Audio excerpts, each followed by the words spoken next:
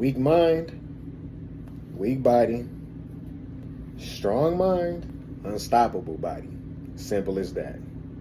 Welcome back to the channel, my good people. It's Coach Key here, back with another video. Let's get right into it.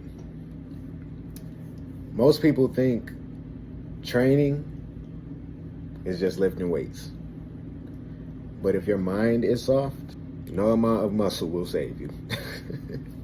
The connection between the mind and the body, right?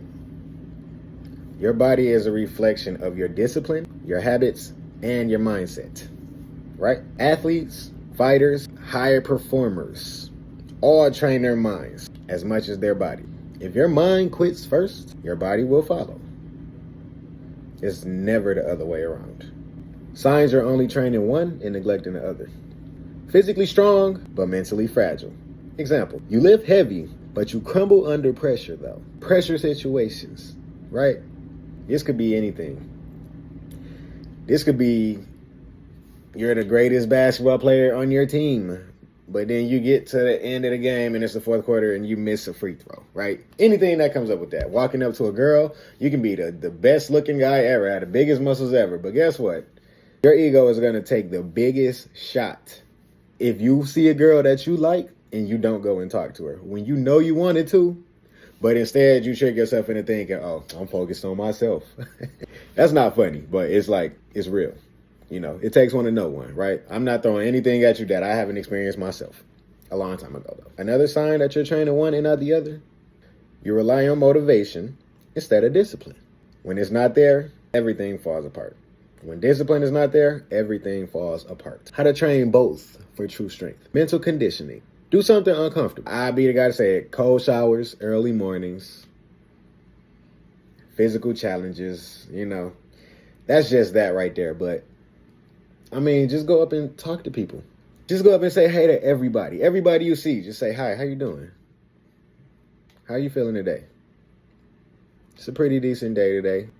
Just talk. What we have to do is stop being so outcome dependent. It's like we play so many scenarios in our head that when none of those scenarios happen, it just fucks with us. I don't know why. It's just human nature. Train even when you don't feel like it. The mind needs proof that it controls the body. I'm gonna say that again. The mind needs proof that it controls the body. Train even when you don't feel like it. Now, not to be confused with you're sore or you're in pain. If you're perfectly fine and you just don't feel like it, do it. That's like, man, not feeling like doing stuff is exactly what's wrong with the world. Shift your mindset. Stop saying I can't or I'm tired. Those words have meaning. Your words have power. When you put it into the universe, you start to believe it. Replace it with just one more. Replace it with I get to do this. Be grateful. Express gratitude every day. Every day. One of my group fitness classes this morning, I got I would say a middle-aged woman. She's about in her early 40s, and she's awesome, right? Like, if you look at her, like, first of all, she's like 5'11", 6 feet tall, and she's stacked. I'm gonna just say that. She's stacked, right? You can tell she's a heavy in the gym. She runs. She's just like, when you see her, you would think that she was like a Army veteran, right? Man, we was doing like explosive movements today, and she popped her Achilles.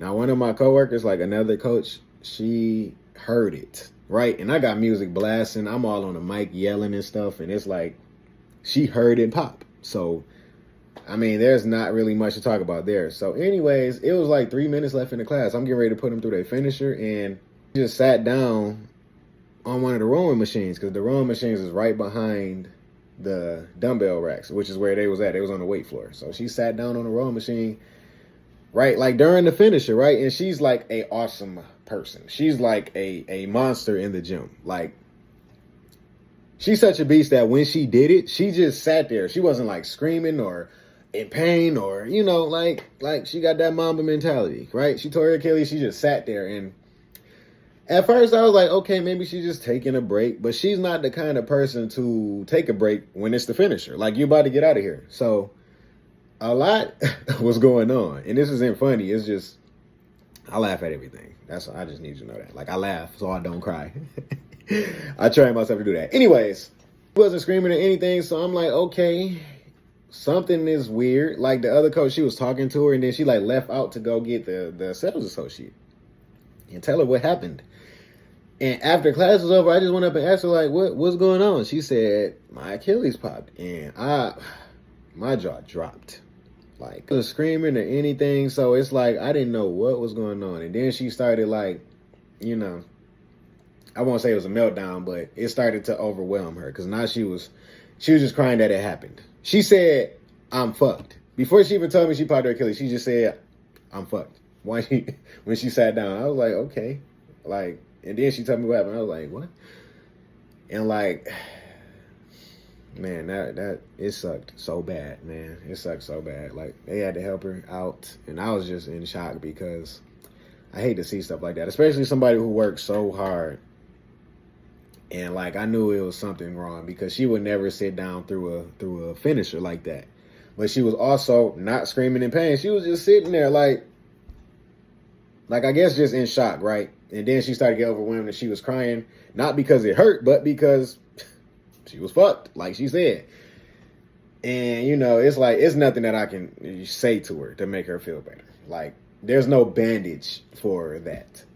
She left, and I just know when she drove off, she was just bawling her eyes out. And that's what made me feel so bad because, man, things like that is what really make you grateful to have a healthy body. You know, like, when stuff like that happens, it doesn't necessarily have to be the most tragic thing ever, like losing your best friend.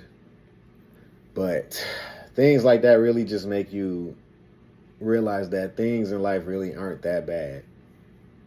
Personally, like, the world is just all messed up, but just personally in my life, I can complain about a lot of things, but it's like, at the end of the day, my life is pretty solid. Like, I got 2 good paying jobs. I have 2 cars. I own my house. I haven't paid rent a day in my life. You know, that was just one of the good investments I made when I was younger and didn't even realize how much it was going to matter.